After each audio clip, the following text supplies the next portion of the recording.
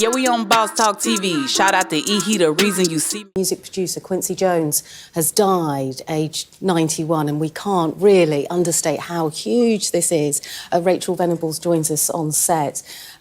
He was one of the first black vice presidents of Mercury Records. He was behind Michael Jackson's biggest projects, including Thriller in the 80s. This is going to be such a huge blow, and the world will be reacting to this from the music world and beyond, Rachel. Oh, very much so. I mean, you can expect the tributes for Quincy Jones to pour in thick and fast, and it will be some of the biggest names in music, in Hollywood, in politics as well, because he was also a social activist. And of course, dying, as we've just heard, at the age of 91, he spanned decades, he shaped decades of American music and world music beyond, of course, and also film and television, you know, writing some incredibly moving, award-winning scores as well for some real... Wow.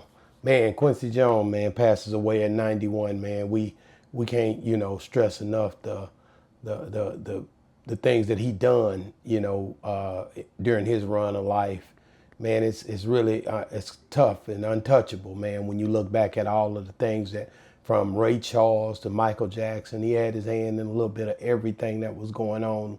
And so, man, you know, you can't say enough about Quincy Jones, Vibe Magazine, Vibe Awards. Man, we're gonna really, like I say, miss him, man, and just a dope dude, man, in general. And I got my boy OG PIRU. I know he you know, he go back with Quincy, man. What's going on, brother? Man, that's tough to hear. I mean, brother's a hell of a legend. You know, he was a jazz artist originally. Yeah. And he had a brain aneurysm, and they had to do surgery. And when they did surgery on his brain, it lacked him the ability to play instruments again. Wow. Right? Wow. So he went into, and he just didn't fall back, you know, because he couldn't play anymore. He was instrumental because, you know, Michael Jackson couldn't play music. He didn't write music or anything. And what elevated his career is Quincy told him whenever he thought about something, he gave him a tape recorder and told him, when you wake up in the middle of the night and you think about this, you just say it, and when you get to me, he wrote all of it out for him. So he was amazing in orchestrating and putting degrees of music and putting people on another elevation. Wow, man. Yeah, man. I think about it, man. I think about all the stuff that he done and all his accolades. Like, you got to realize, man, this guy here, even his kid, Kadada, you know, she was engaged to Tupac when he passed. I mean, when he passed away in 96. And, you know, I remember, you know, them telling the stories. He didn't like that either. No, over and over again Quincy didn't like that. Now, Quincy didn't like that, but then because Pac had already talked about him being with a white woman, so you got to realize that was some stuff going on with that. That was already, you know, Pac was pro this and pro black. So when he seen that Quincy was dating white women, Pac spoke about that, and I remember that. Sir. Yes, sir. Yes, so that was what made him not like when that was one of the contributes that. Well, you know, Quincy was the OG Rainwater. He loved white people. Shout out to Rainwater this morning. But yeah, man, I just, you know, when you think about, but you know, this Quincy Jones, without him, what would we have not gotten in music? Think about that for a second. You know, what did Quincy bring to the table for music? I mean, yeah, he was an amazing talent, and the thing about Quincy is that a lot of people got there. That's the thing about music and how you can gauge somebody being talented in the music business is what they procreate and how they put stuff out. And when they put things out and they share their talents and instrument other people. He, like you said in the beginning, he's made great artists. Some of the things that he's done behind the scene, you know, you wouldn't even know Quincy Jones had anything to do with it.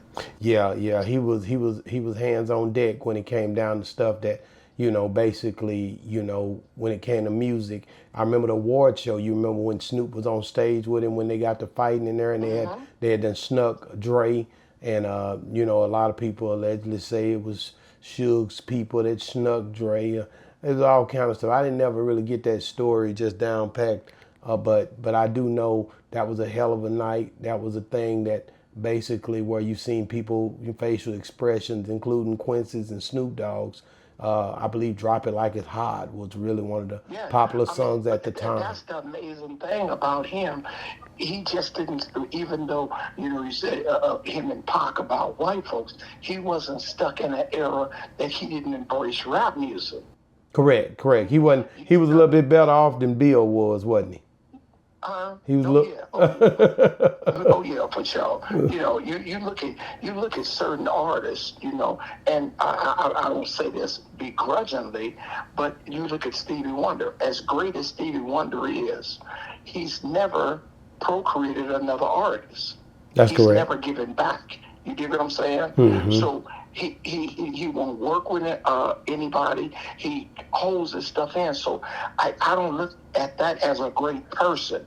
When you look at Quincy, he's worked with man, I can't even think of the country artists that he's worked with that we don't even know about. Yeah. But I've seen him in Hollywood doing certain things. Matter of fact, I think allegedly, I can't because I was on Warner Brothers with Linkin Park, and I think Quincy did a lot for their album in Linkin Park, and that was one of the biggest bands that Warner had in the early 2000s. Wow, man! Like I said, this guy, anything you say when it comes to the music and the movement of the music, it wouldn't surprise me with Quincy. Like I said, he go back so far. When I said Ray Charles, that's on a whole nother level right there, man.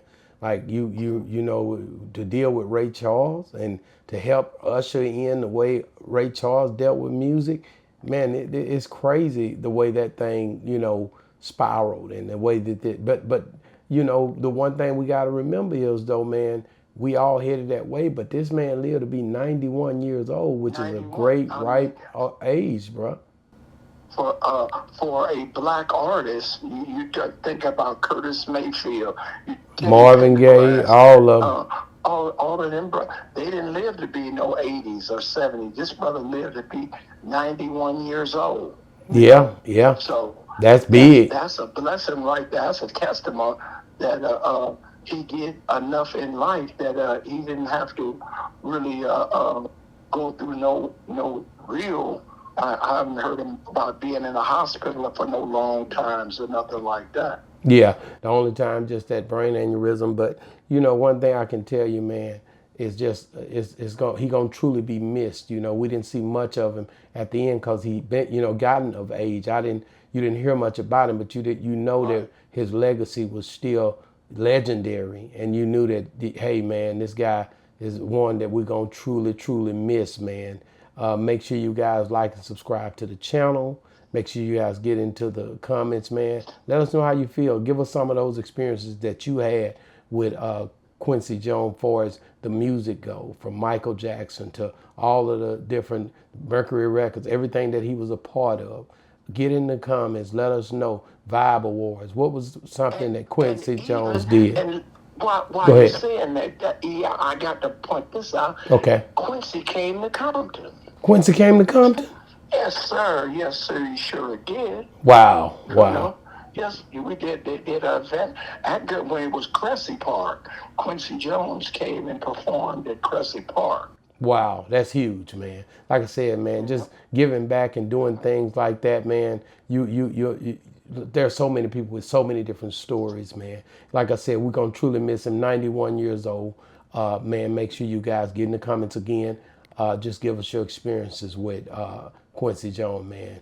It's been another great segment of Boss Talk 101 Reviews, man. Hey, man. Where the bosses talk. Where the bosses talk. Yeah, we on Boss Talk TV. Shout out to E. He, the reason you see me.